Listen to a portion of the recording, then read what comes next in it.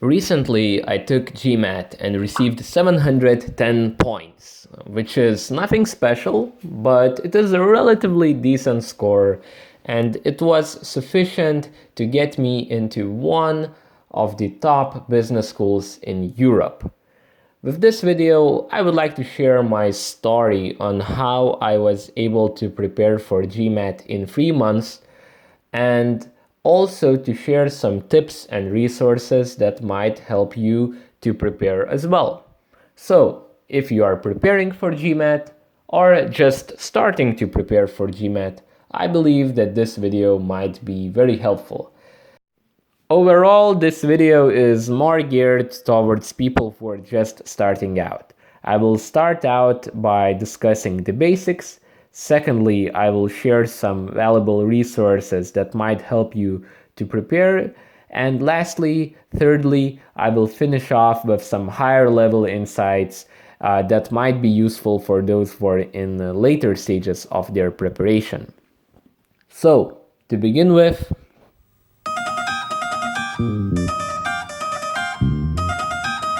first of all, if you're a complete beginner or just starting out, you should figure out what is the score you want to receive. For most top business schools, you will need a score that is around 720. Of course, you might need less or even more than 720 depending on the university, your background, and of course your CV. Secondly, you should familiarize yourself with the exam and different question types. Just Google what is Gmat. I have left several links in the description as well. Then you should solve several questions of each question type, and you can do that on gmatclub.com. Thirdly, once you're familiar with the question types and have a decent understanding of the exam, you should take one of the official Gmat prep exams. These exams can be found at mba.com, which is an official Gmat website.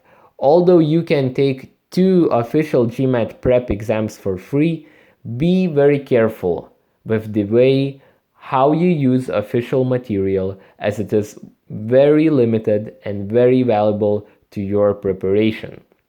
So take the first Gmat prep exam only when you are truly familiar with the exam and question types. Otherwise, you can really screw yourself like I did, so don't do that. So, once you do take the prep exam, you will know your baseline. For me, my starting score was around 650. So I needed about a 60-point improvement to reach my desired score, which was a 710. In general, if you want to improve your score by around 50 points, you are looking at about 3 months of intense preparation.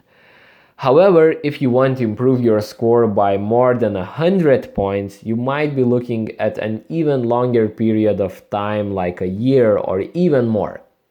Personally, I spent an hour or 2 hours each workday and about 3-4 hours on Saturday and Sunday. The key here is to be honest with yourself, as most of people, including myself, are over-optimistic and succumb to the planning fallacy.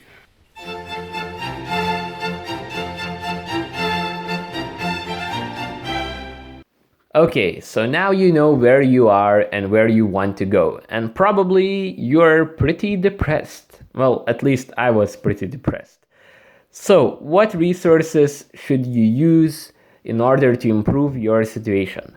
Well, if by any chance you have a couple $1,000s lying somewhere on your couch in your mansion, you should just hire a private tutor and call it a day.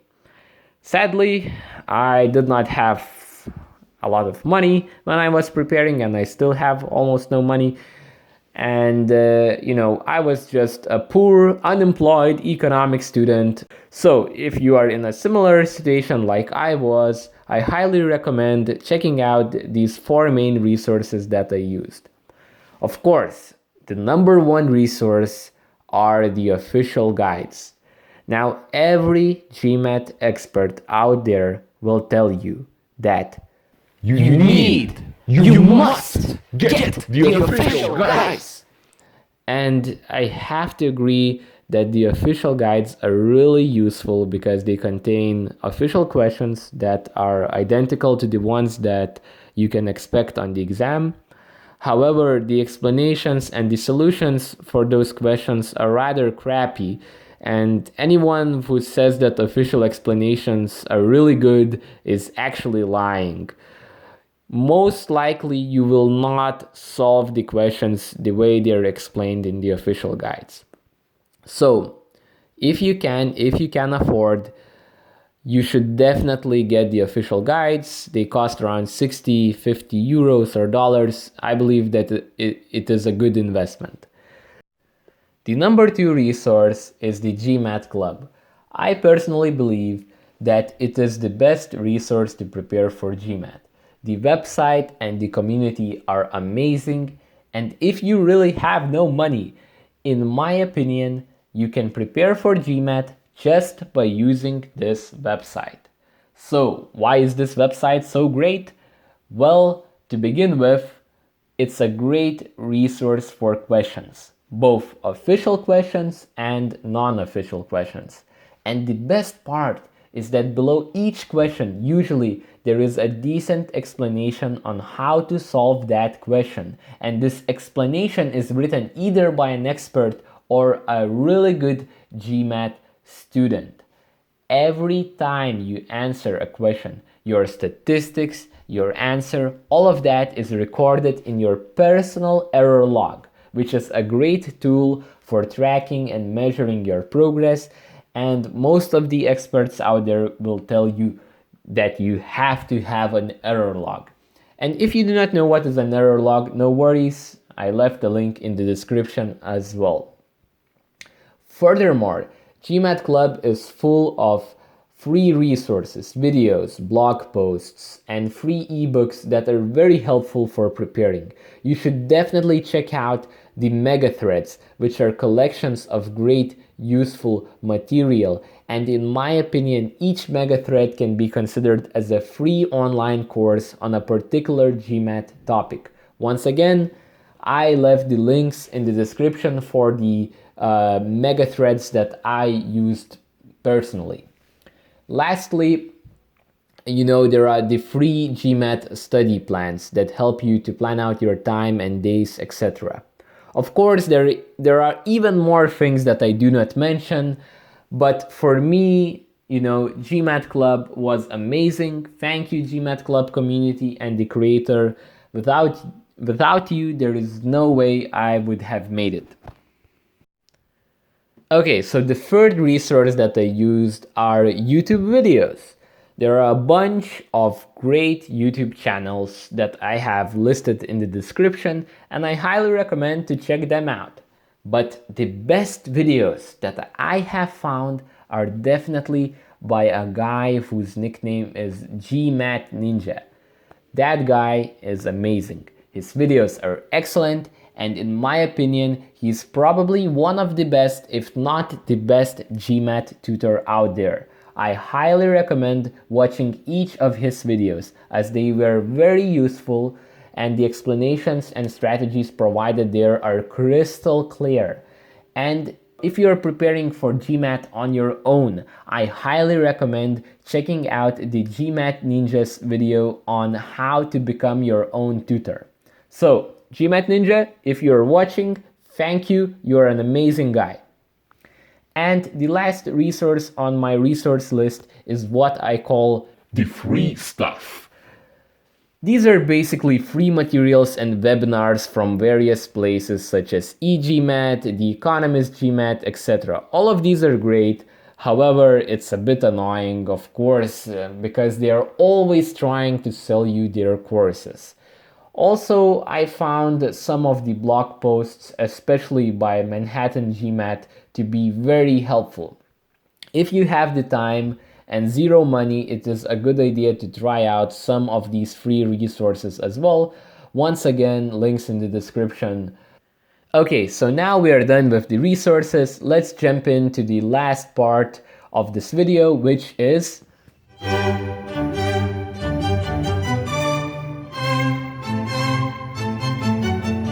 in this last section of the video, I would like to share my main mistakes and important personal insights that I have learned during my preparation.